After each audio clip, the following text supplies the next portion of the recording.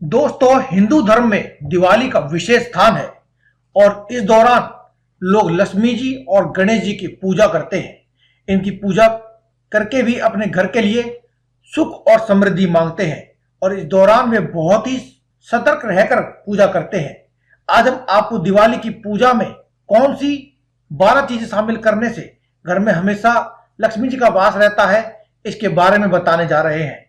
दीपावली के लिए सामान्य पूजा सामग्री और दीपक, प्रसाद, कुमकुम, फल और फूल शामिल किया जाता है, लेकिन इसके अलावा 12 चीजें ऐसी भी हैं जिसे दिवाली की पूजा में शामिल करना चाहिए।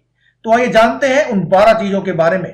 पहली चीज है खीर। दिवाली पर लक्ष्मी पूजा में मिठाई के साथ ही घर में बनी खीर भी रखनी चाहिए। शास्त्रों के अनुसार खीर लक्ष्मी जी का प्रिय व्यंजन है, इसलिए प्रसाद के रूप में खीर अवश्य रखनी चाहिए। दूसरी चीज है बंदरवार।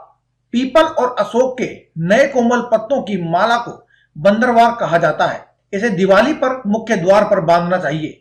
इस संबंध में मान्यता है कि सभी देवी देवताओं को इसकी महक से बहुत प्यार होता है, इसलिए वे आकर्षित होकर के आपके घर में प्रवेश करते हैं।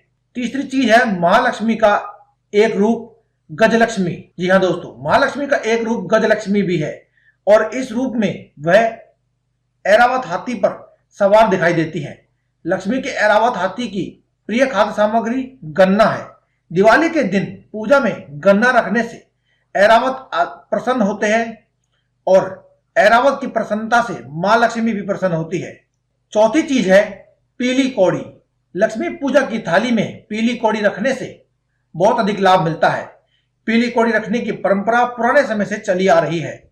यह पीली कौड़ियां धन और श्री यानी कि लक्ष्मी जी का प्रतीक है। पूजा के बाद इनको अपनी तिजोरी में रखने से लक्ष्मी की कृपा सदैव आप पर और आपके घर पर, आपके परिवार पर, आपके व्यवसाय पर बनी रहती है। पांचवी चीज है पान। दिवाली की पूजा के लिए पान बहुत ही शुभ माना जाता है और अत्यंत ही जरूरी भी है।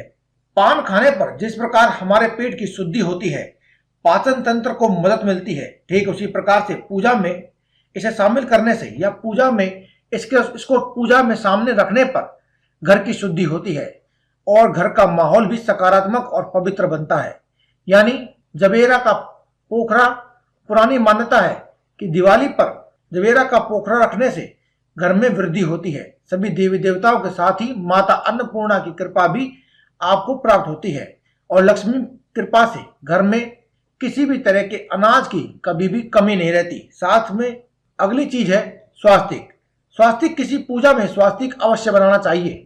स्वास्तिक की 4 भुजाएं उत्तर, दक्षिण, पूर्व और पश्चिम चारों दिशाओं को दर्शाती है। साथ ही ये 4 भुजाएं ब्रह्मचार्य ग्रस्त वानप्रस्थ आश्रम का भी प्रतीक मानी गई है। स्वास्तिक जिस घर में भी बनाया होता है वहां 8 बजे तक पूजा में इस स्वास्तिक को तिलक लगाया जाता है ताकि स्वास्तिक की कृपा आपके ऊपर मिल सके, और साथ ही अपने मस्तक पर भी तिलक लगाए ताकि मस्तिष्क में बुद्धि और शांति का प्रसार हो। कोई भी पूजा तिलक के बिना पूरी नहीं होती है। माथे पर जहां तिलक लगाया जाता है वहां आज्ञा चक्र होता है और स्थान पर तिलक लगाने से मन की एकाग्रता बढ़ती है। 9वीं चीज है चावल यानी कि अक्षत। पुराने समय से ही पूजा में चावल का काफी अधिक महत्व बताया गया है। चावल को अक्षत कहा जाता है, यानी यही नहीं, इस वजह से चावल को पूर्णता का प्रतीक भी माना जाता है। धार्मिक कार्यों में चावल का एक दाने के रूप में इसको उपयोग में लाया जाता है। पूजा में चावल रखने के संबंध में एक मान्यता यह भी है कि हमारे घर पर कोई भी काला दाग नहीं लगने देता है, यानी कि समाज में हमारी प्रतिष्ठा को बढ़ाता है। लेकिन इस विषय में एक बात का ध्यान रखना चाहिए कि जो भी चावल आप अपने घर में पूजा के समय इस्तेमाल कर रहे हैं, उन चावल को हमेशा आपको ये चेक कर लेना है कि वह टूटे फूटे या खंडित ना हो। साफ सुथरे चावल आपको इस्तेमाल करने चाहिए और साथ ही आपको कुछ चावलों को लाल और कुछ चावलों को पीला कर लेना चाहिए। पीला करने के लिए आप चावल में हल्दी या केसर का इस्तेमाल कर सकते हैं और लाल करने के लिए आप गुलाल या फिर रोली का इस्तेमाल कर सकते हैं, जिससे मस्तक पर तिलक लगाया जाता है। दोस्तों, 10वीं चीज है चीनी या गुड़।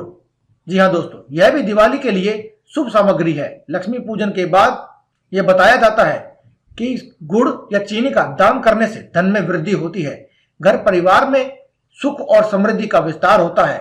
इस वजह से प्रसाद के रूप में बता दें कि भगवान को ये अर्पित किए जाते हैं और इसका फिर भोग लगाकर खुद भी खाया जाता है और लोगों को वितरण किया जाता है।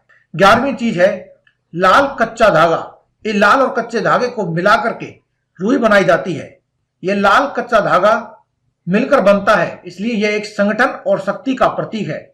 इसे पूजा के समय कलाई पर बांधा जाता है। यदि आपको लाल और कच्चा धागा नहीं मिलता है तो आप बाजार से कलावा लेकर के आ सकते हैं और आप उसका इस्तेमाल भी कर सकते हैं। इस धागे को रक्षा सूत्र कहा जाता है। इसके प्रभाव से हम कई प्रकार की परेशानियों से बच सकते हैं। 12वीं चीज है रंगोली। जी हाँ दोस्तों, लक्ष्मी पूजा के स्थान, प्रवेश द्वार और आंगन में रंगों से धार्मिक चिन्ह, स्वास्तिक, कुलपति आदि से रंगोली बनाई जाती है। ऐसा माना जाता है कि देवी लक्ष्मी रंगोली की ओर जल्दी से आकर्षित होती है। ये थी वैसे कुछ खास चीजें जिनका आपको ध्यान रखना चाहिए और आपको अपनी दिवाली की पूजा में इसको इस्तेमाल करना चाहिए। दिवाली की पूजा के साथ साथ दोस्तों आप इन चीजों को किसी भी शुभ कार्य में या फिर किसी भी शुभ मुहूर्त में इस्तेमाल कर सकते हैं और इस शुभ कार्य में या शुभ समय पर इस्तेमाल करने से आपके घर में, आपके जीवन में हमेशा लक्ष्मी का वास रहता है। तो दोस्तों आज की इस वीडियो में केवल इतना ही। कल फिर आपसे मुलाकात होगी एक और नई वीडियो के साथ। तब तक के लिए दे में इजाजत। धन्यवाद। कमेंट बॉक्स में लिखते रहें जय मां लक्ष्मी, जय माता दी या फिर जय बजरंगबली।